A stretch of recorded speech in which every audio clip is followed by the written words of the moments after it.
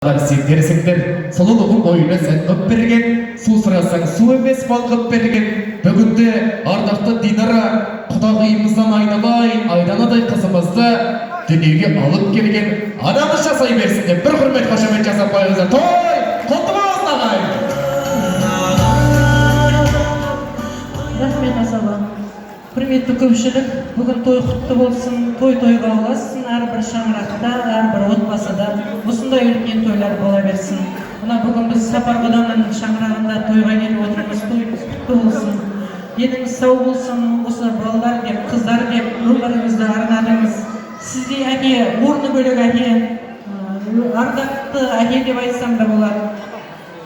Құрметті әке деп айтсам да болады, үлгілі әке деп те айтсам болады. Бұның бәрі өз орнымен, өз жөнімен бәрін білдік, көрдік дегендей. Ерболдай ұл тәрбиеледіңіз, Ержандай ұл өсірдіңіз, 3 қызды қиясына қондырып жатырсыз.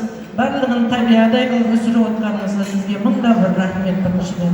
Мына тойыңыз той болсын, Санжардың артынан ере берсін. Санжар өзіңіздің көз қуанышыңыз болып, өзіңіздің балаңыз бола берсін жалпы деп. Мына Айша екеуміз солардың қызығын көріп аман есен жүре беріңіз. Не дейміз? Мына 2 жасқа тілеріміз, анау мен айта салайын деп, балалық махаббаттан үлкен махаббатқа ұласып, одан ары қарай мәңгілік махаббат боласа берсін енді. Дендерің сау болсын.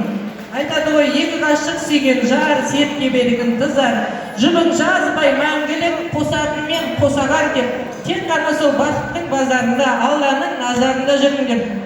Аналық жүрегімен айтар тілегім тек қана сол. Аман болыңдар, дендерің сау болсын, үбірлі шүбірлі болыңдар. Мәуелі бәйтеректей тамырын тереңге жайған үлкен отбасы бола беріңдер.